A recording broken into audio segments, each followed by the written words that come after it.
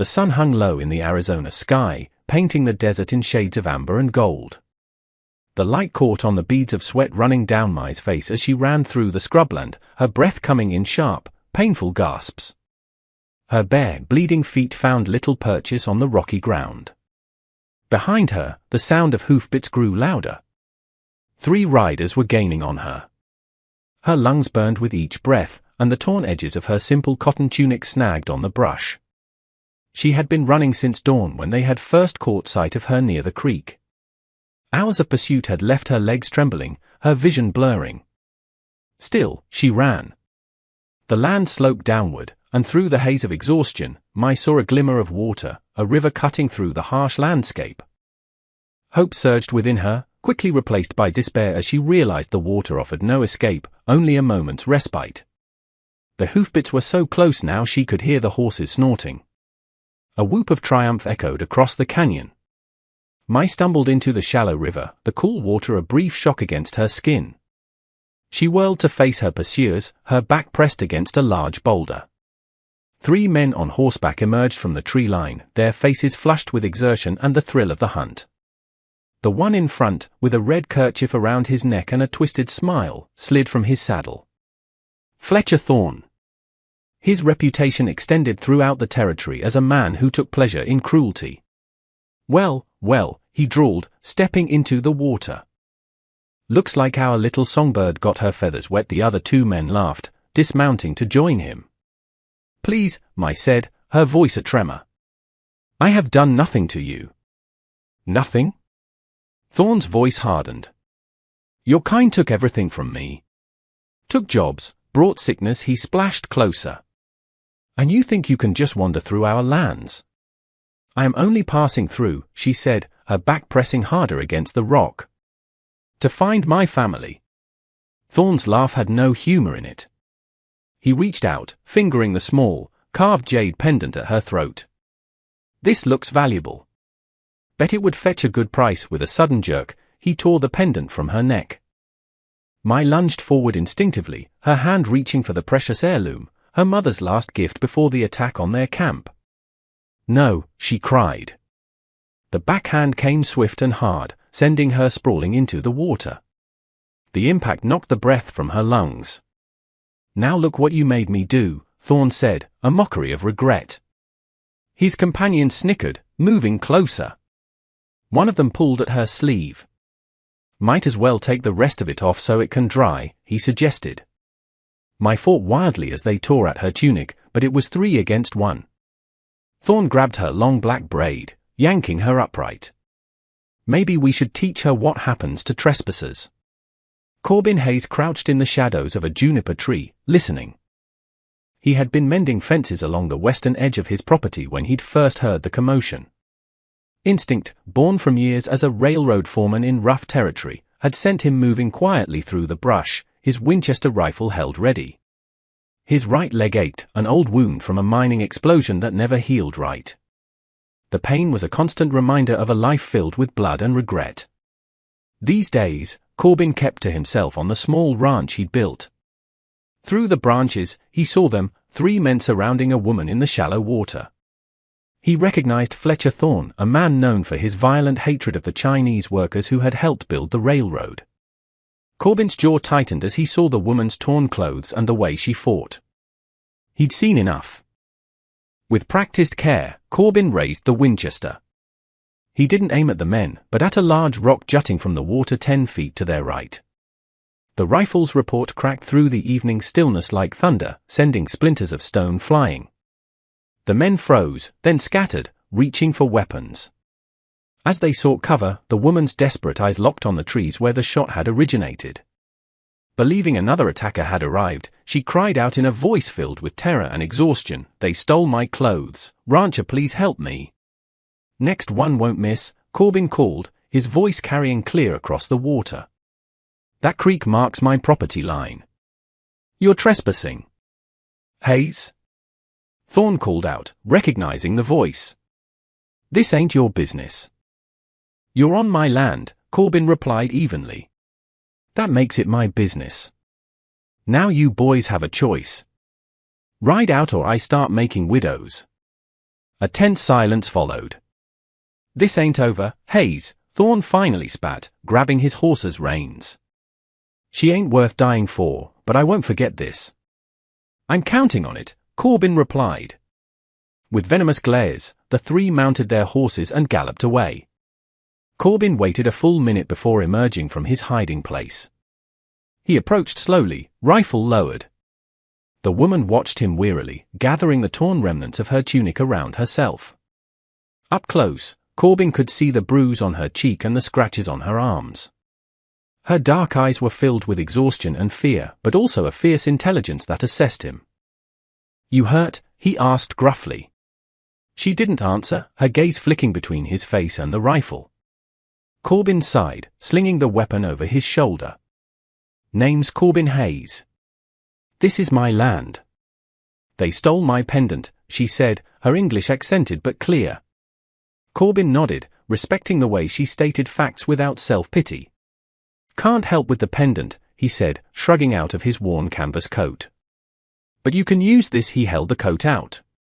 She eyed it suspiciously, then waded forward and took it, turning her back to pull it on over her torn clothes. When she faced him, some small measure of dignity had been restored. "Thank you," she said, the words stiff. "You got somewhere to go?" he asked. Her gaze drifted eastward. "I was traveling to San Francisco. To find my brother." Corbin's expression didn't change, but something inside him went still. "That's a long way on foot," he said. "And Thorne and his boys will be looking for you. My ranch is about a mile west. You can rest there till morning. I'll loan you a horse." Suspicion darkened her eyes. "Why would you help me?" "Because I've seen what men like Thorne do when no one's watching," Corbin said simply. "And I've done enough watching in my life." Whatever she saw in his face must have satisfied her, for she gave a small nod. "I am called my Corbin," he replied. "Can you walk?" Mai took a tentative step, then winced as her foot found a sharp stone. Corbin moved forward and offered his arm. She hesitated only briefly before accepting it. They made slow progress through the twilight, connected by necessity and the shared rhythm of their footsteps across the dusty ground. Corbin's ranch was modest, a small log cabin, a barn, and a corral. It was the home of a solitary man. As they approached, he led her to a rain barrel behind the cabin. "Got water here if you want to wash up. I'll get supper started." Mai waited until he was inside before she washed away the dust and sweat of her long flight.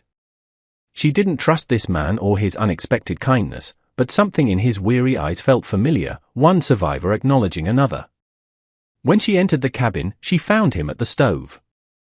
The interior was spare but tidy.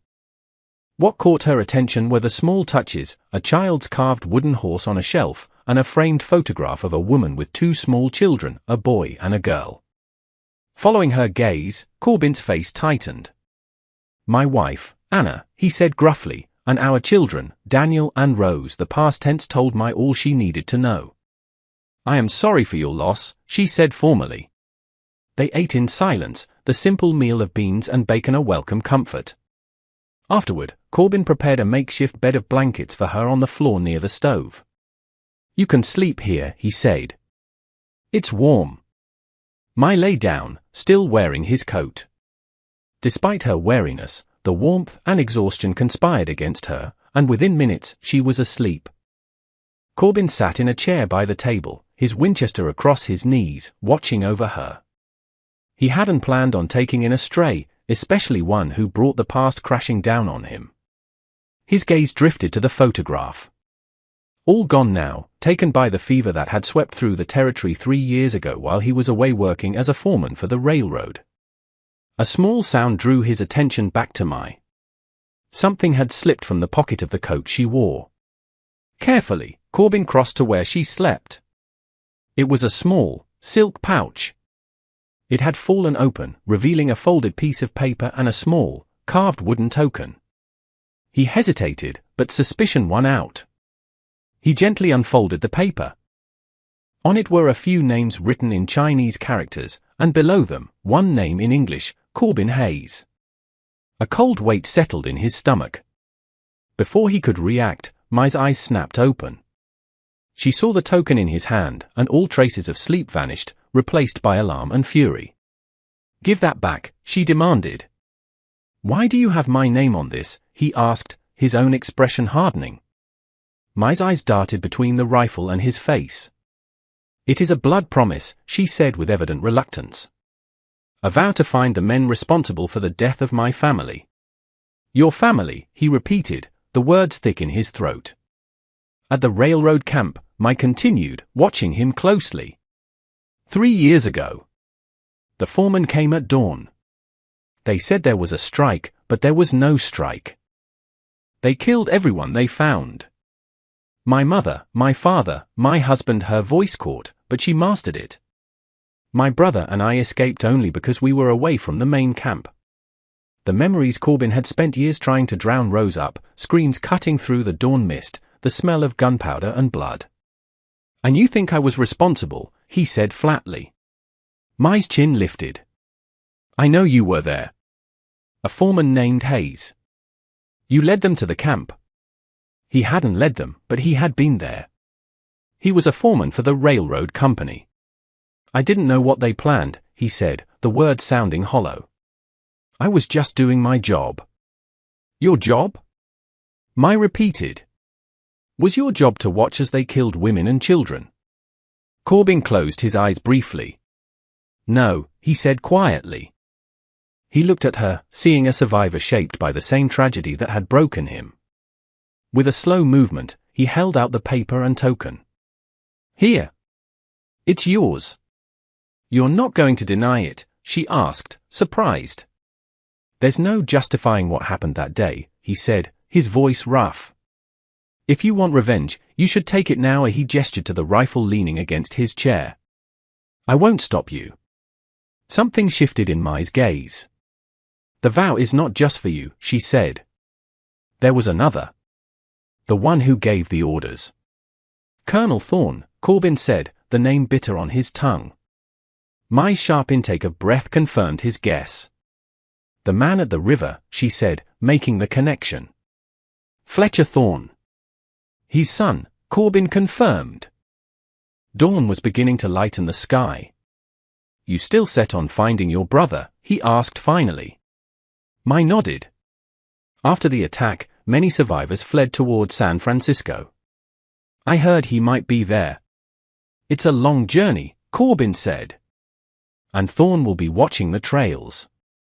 "I will manage." Something in her quiet determination stirred a long dormant part of him. "The horses need feeding," he said abruptly. "Rest today. We head out tomorrow." He didn't wait for a response, stepping out into the cool dawn air. The past he'd tried so hard to outrun had circled back to find him. He had to see this through. Later, as the sun rose, Mai stepped out onto the porch. "I'll help you get there," Corbin said, surprising himself. "Not because of what happened, but because it's the right thing to do now." "Why should I trust you?" she asked. "You shouldn't," he said honestly. "But I'm your best chance of getting to San Francisco alive." A flicker of pragmatic acceptance crossed her face. "Then we have an agreement," she said. "Until we find my brother." "Until then," Corbin echoed. Two broken people, bound by a shared past, facing an uncertain future with nothing but necessity and ghosts between them. The next morning, they left at first light. Corbin led the way, heading west. The rhythm of hoofbeats was the only sound in the morning stillness. They rode in silence for hours, the weight of their history pressing down like the desert heat. By midday, they stopped at a small spring to rest. "Your leg pains you?" Mai asked, noting the way he stretched it. "Old wound," he grunted. "I know remedies," she offered. "Plants that can help." The offer took Corbin by surprise. "Why would you help me?" "A blood promise can be paid in many ways," she said. "Not all require blood. We both need you strong for what lies ahead." Before he could respond, the sound of distant hoofbeats reached them. Both tensed. "Riders," Corbin said, his voice low. "3 of them." It's Thorn. There was no time to flee. They took cover behind a rocky outcropping. The riders slowed as they approached. Hayes! Thorn called. We know you're in there. The woman's under my protection, Corbin shouted back. Heard some interesting news in town, Thorn called, a new edge to his voice. About you. About that railroad camp 3 years back. My pa told me all about it. How you tried to stop him. Your PA's a butcher, Corbin replied coldly. And you're following in his footsteps. Thorn's face contorted with rage. This ain't over, Hayes. My PA's coming back. He's got friends in high places. They'll deal with both of you. With that, Thorn and his men wheeled their horses around and rode off. They gave up too easily, Mai said, voicing Corbin's own concern. He's gone to get his father, Corbin said, his expression grave. If Colonel Thorn is back in the territory, things just got a lot more complicated. Mai's hand went to the hidden pouch containing her vow. Or simpler, she said, her voice hard with purpose. They rode on, a new urgency in their pace. They traveled through the night, seeking shelter in a hidden canyon Corbin knew from his past. There, under the stars, he finally told her the full truth. Colonel Thorn ordered the attack, he explained, his voice low and pained. He called it pacification, said the Chinese workers were planning an uprising. It was a lie. He just wanted them gone. He looked into the fire, unable to meet her eyes. When the shooting started, I tried to stop it. I drew my own weapon, fired on my own side. Created enough confusion for some of your people to escape into the woods. That's why I left the railroad. Thorn would have had me hanged, but it was easier to let me resign quietly. Mai was silent for a long time, absorbing this. You tried to save some of us, she said finally. Not enough, Corbin replied, the familiar guilt washing over him. Too late. Mai finished applying a poultice of herbs to his leg. No, she agreed. It does not erase the past. But it changes how I see you in the present. The next day, they were crossing an open valley when 5 riders appeared on the horizon. At their head was Fletcher Thorn, and beside him, a taller, older man with the rigid posture of a career military man, Colonel Thorn. They were surrounded.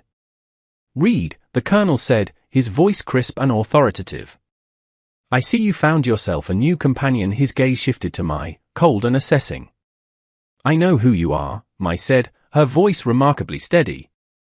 The man who ordered the death of my family.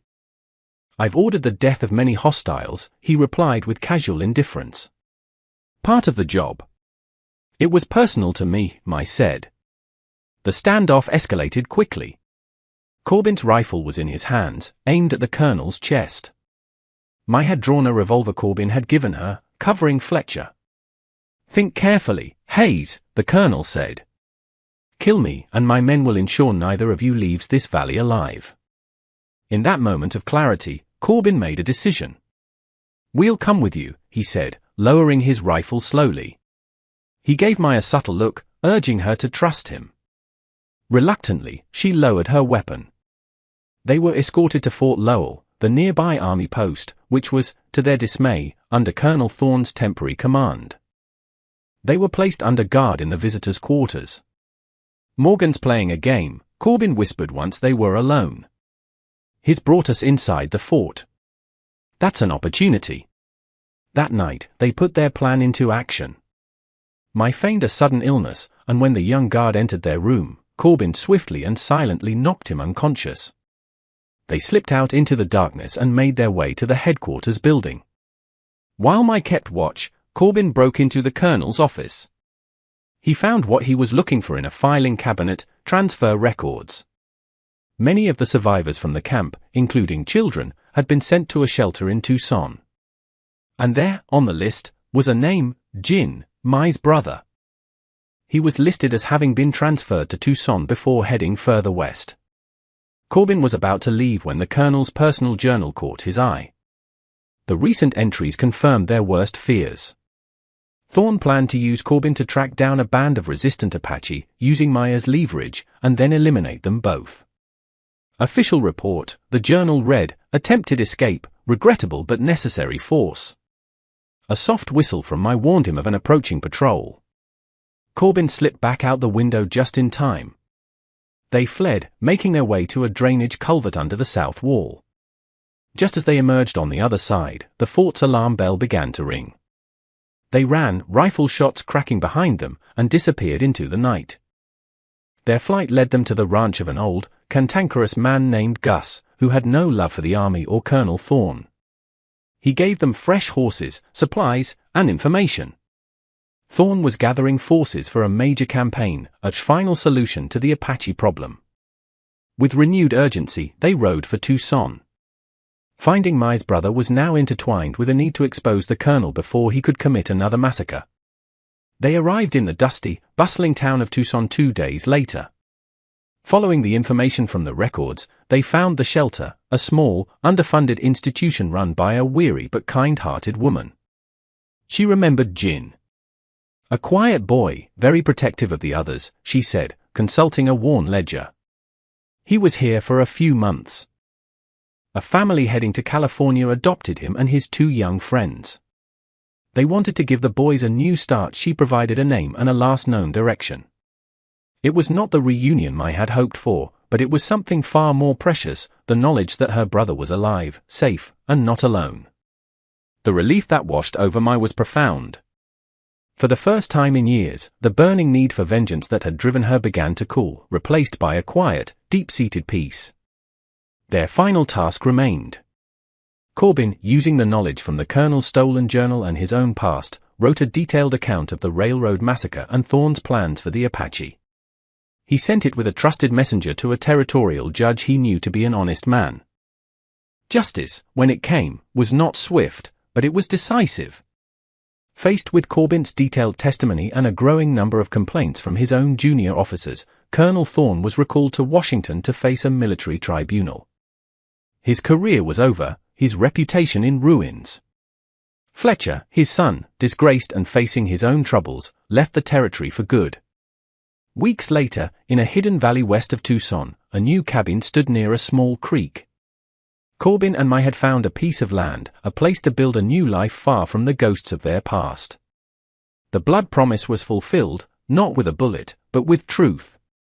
One evening, as the sun set, Mai took the small silk pouch from a peg on the wall. She removed the piece of paper with its list of names and the carved wooden token. She placed the paper into the fireplace, watching it turn to ash. "It is finished," she said. She held the wooden token, the one bearing Corbin's name, for a long moment. Then, instead of casting it into the fire, she returned it to the pouch. "Some promises are ended," she said, her voice soft. "Others are transformed. This one now reminds me not of vengeance sought, but of healing found." Corbin came to stand beside her, his arms settling around her shoulders. "What now?" he asked.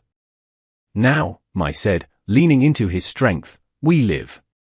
The journey that had begun in violence and fear beside a desert river had ended here, in a quiet valley, with a peace neither had thought possible. They were 2 survivors, bound not by a shared tragedy, but by a shared future, a home reclaimed from the ashes of what had been lost.